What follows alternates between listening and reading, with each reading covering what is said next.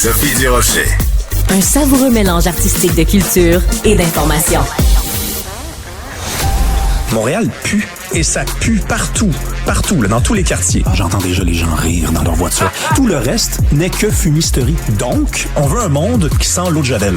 Un monde blanc, sans défaut. Rémi Villemure.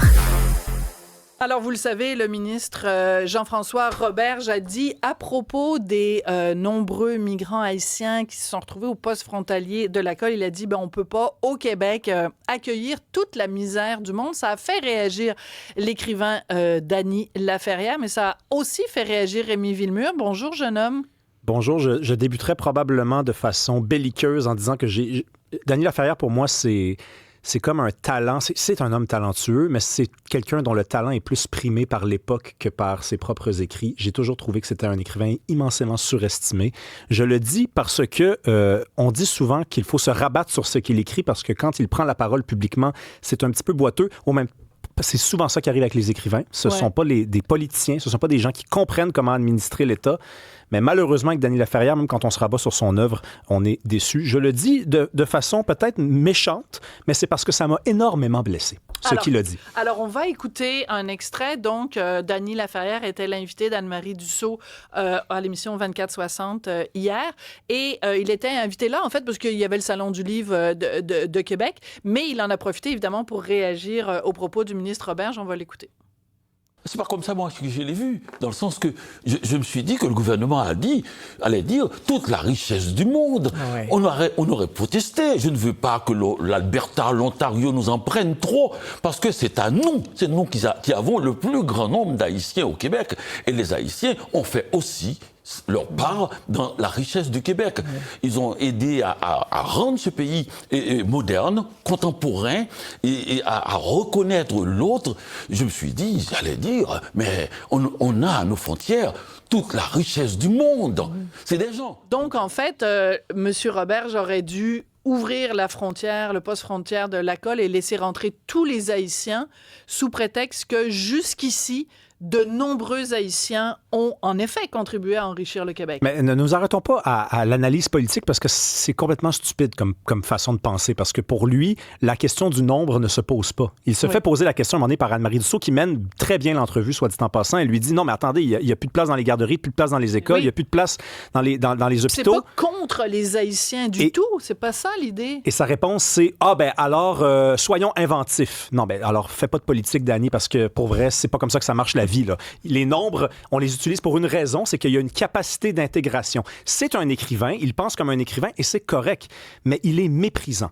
Ça, il faut inscrire cette sortie-là dans une suite de sorties qu'il a faites par le passé. Il était allé dire à Paris que nous étions des consanguins. Oui, alors on a l'extrait. On va le faire. L'extrait, je m'en excuse d'avance, est d'extrêmement mauvaise qualité parce que c'est quelqu'un qui a filmé donc une émission de télévision en France. Moi, j'avais fait une chronique à l'époque là-dessus, puis depuis ce temps-là, Dany Laferrière me parle plus, mais c'est pas grave, ça me dérange pas. Quand les gens s'épousent entre eux, quand par exemple au Québec, c'est des gagnants qui épousent, et la mère s'appelle Gagnon et le mari s'appelle Gagnon et les enfants épousent un autre. Enfin, quand il y a une sorte de, ce qu'on appelle au Québec, un tricotage serré de la famille, donc on a l'impression que cette société n'a pas évolué vers l'autre. Et souvent, ça se reflète sur aussi la librairie. Donc d'abord le cimetière et puis ensuite la librairie. Oui, ça se reflète sur la librairie. Les gens qui se font des enfants entre eux finissent par lire les mêmes livres.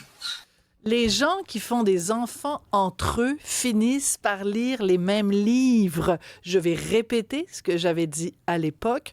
Monsieur Laferrière, au Québec, les gens qui font des enfants entre eux, comme vous les appelez, ils lisent vos livres.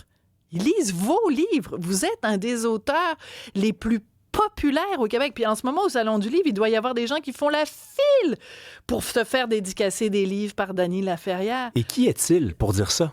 Parce que je m'excuse, mais connaît-il l'histoire de son propre pays d'origine? En Haïti, ils ont tué tous les Blancs. en 1804. Monsieur qui nous parle de richesse de l'autre, de mélange. La richesse est dans le mélange. Ils ont égorgé tous les Blancs en 1804. C'est ce qu'ils ont fait. C'est un génocide. C'est un mot. Puis c'était pas des propriétaires d'esclaves qu'ils tuaient, c'était des soldats. C'était des Blancs qui étaient là et qu'on a pas refusé d'expulser parce que ça coûtait trop cher de les mettre dans des bateaux et on les a tués. Jusqu'en 2012, en Haïti, il était impossible d'avoir la double nationalité. Ça a changé depuis 12 ans, depuis 13 ans maintenant. C'est pas un pays si ouvert à l'autre que ça. D'accord? Il n'a aucune leçon à nous donner sur la richesse de l'autre. D'accord? Et son pays, je m'excuse, Sophie, mais son pays est probablement le pays le plus foireux sur les 192 pays de la Terre aussi. Je m'excuse, c'est un pays qui ne progresse pas, qui n'avance pas. Il n'a aucune leçon à donner à la société québécoise. Oui. J'avais couvert le coup d'État contre Jean-Bertrand Aristide en 1991 et j'avais mis la main sur des images à la télévision nationale où on voyait Aristide qui encourageait les gens à faire à leurs ennemis, leurs adversaires politiques, le père Lebrun.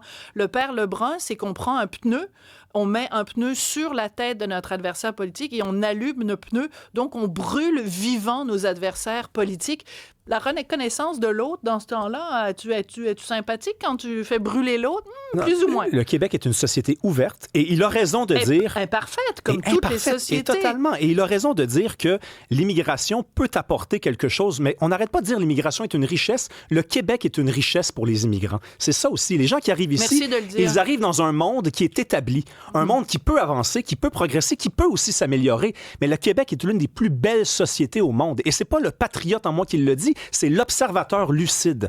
Alors lui, quand il vient nous dire et qu'il part ensuite, c'est un écrivain de l'exil. Hein? C'est ça son œuvre, l'exil. Mais revenez au Québec, regardez autour de vous, regardez d'où vous êtes parti. Il a commencé comme présenteur à la météo. Présentateur à la météo. TQS, et il a terminé écrivain grâce au public québécois, grâce aux lecteurs québécois qui le lisent et qui l'apprécient. Je pense qu'il le surestime. Je le répète. Ouais. Je le trouve ingrat et insultant. Il y a une forme en tout cas, d'ingratitude. Et c'est aussi... Mais il y a quelque chose qui doit être dit quand même. C'est que, est-ce que, dans la bouche de Jean-François Roberge, est-ce que c'était un bon choix de mots de présenter ça de cette façon-là? C'est-à-dire qu'on peut tout à fait dire, écoutez, il y a la capacité d'accueil et tout ça. En même temps, quand il dit la misère du monde, c'est pas ça que Justin Trudeau avait dit. Le fameux tweet de Justin Trudeau, il disait genre à tous si vous vivez de la misère à travers le monde, le Canada vous attend, le Canada vous ouvre les portes. On voit ce que ça a donné. Tout à fait. Puis de toute façon, là, il a l'intelligence, au moins, Daniel Laferrière, au tout début de l'entrevue, de dire que ce mot-là ne le choque pas. Il comprend l'expression. Il dit, on dit ça aussi quand on invite trop de gens à souper. On dit, on peut pas accueillir toute la misère du monde.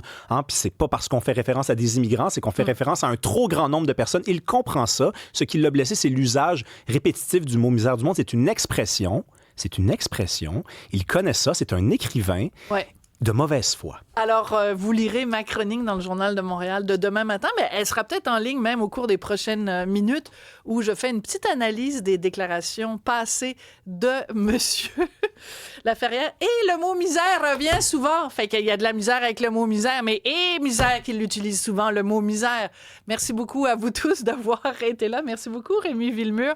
Merci, Cybèle Olivier. Ça me fait plaisir et les gens sont vraiment d'accord et contents d'entendre cette chronique-là. Bravo, Rémi, de le dire. Rémi Villemur pour premier ministre, s'il vous plaît. Et les gens sont contents aussi d'entendre des gens défendre le ministre Berge et ses propos. Voilà, c'est ça. C'est comme ça que c'est une émission équilibrée. Merci, à demain.